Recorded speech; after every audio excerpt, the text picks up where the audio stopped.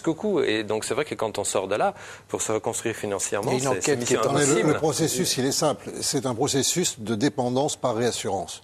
Donc exact. Certainement, les gens qui entrent là-dedans... Qu'est-ce que vous appelez dépendance par réassurance? Certainement, les gens qui entrent là-dedans ont une certaine fragilité. Et ensuite, on les soumet à des tests et à des pratiques qui vont les rassurer. Plus ils vont être rassurés, plus ils vont avoir besoin d'être rassurés. La scientologie, c'est la seule secte, probablement, où chaque acte vous coûte, puisque chaque acte a un prix. Donc, en fait, c'est pour ça qu'à la fin, il y a des sommes phénoménales en jeu. On parlait tout à l'heure, le fait de devenir clair, qui est en fait le plus haut état, mais le plus haut état visible, parce qu'après, on rentre dans d'autres états, etc. 300 000 € pour être clair. N'est-ce pas? C'est un peu cher. Vous nous avez parlé tout de même d'organisations qui géreraient des sociétés qui, elles, vendent des produits. Là, on a vu le Narconon, ce serait la désintoxication. Mais il y a aussi des marques déposées. Alors, par exemple, en France, il y a des entreprises qui font de la formation professionnelle et qui avancent masquées? Oui.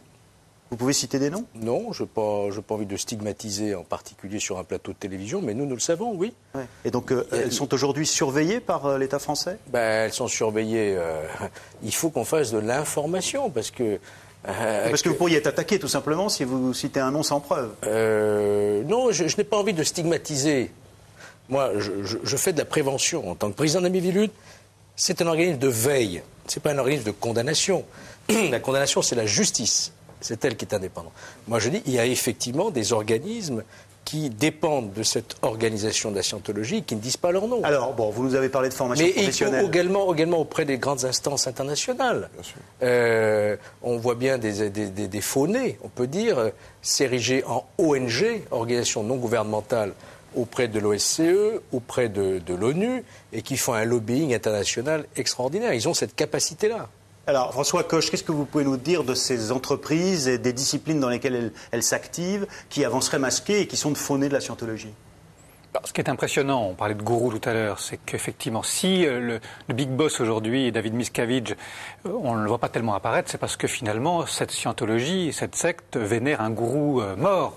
Ron Hubbard, il est décédé en 86, il continue à être vénéré comme le gourou, comme Dieu le Père. Bon, donc il y a un gestionnaire, mais enfin il y a un pape ailleurs, où il y a un grand Manitou ailleurs. Et c'est une entreprise commerciale avec un produit phare qui est ce fameux électropsychomètre ou électromètre. Et ce qui est assez fascinant, encore une fois, pour une organisation sectaire qui est en France depuis 50 ans, c'est que ça fait quand même des décennies qu'on dit que c'est un leurre, que c'est une supercherie. Il continue à s'en vendre. Et manifestement, ils n'ont pas changé le produit. Il a toujours le même look, le même packaging, et c'est toujours la même supercherie, c'est-à-dire que c'est un appareil qu'on vend 5 000 €, mais qui pourrait valoir quelques dizaines d'euros, puisque finalement, c'est un ohmmètre qui mesure simplement la résistance entre la main droite et la main gauche. Alors forcément, l'aiguille, elle bouge, parce que si on serre les mains, forcément, l'aiguille va baisser, parce que la résistance du corps est moins forte. Si on se met à transpirer, comme moi en ce moment, forcément, la résistance va baisser.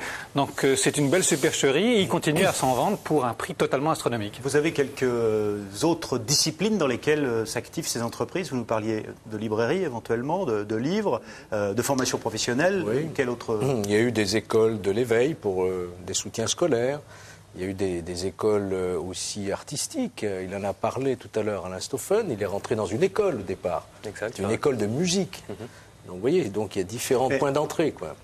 C'est vrai qu'il y a presque une dimension loufoque, vous le citiez à l'instant, mais on a l'impression d'une histoire où vous nous parlez d'une organisation tentaculaire qui serait dirigée depuis un bateau qui part sur la planète, qui veut sauver le monde. Enfin, on se dit que toute personne sérieuse, très vite, ne peut pas prendre ça au sérieux, précisément.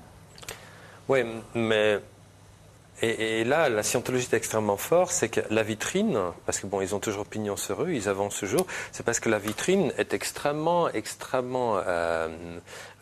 est parfaite, quoi. C'est-à-dire que le profil type des gens qui rentrent en scientologie, c'est des gens qui plutôt que de vouloir être spectateurs, veulent être acteurs de leur vie. C'est des gens qui cherchent des outils, donc pour prospérer davantage sur le plan personnel, professionnel, artistique. Et donc forcément, c'est une espèce de démarche qui est saine et qui Mais il y a un côté OSS 117 dans cette affaire, si vous voulez.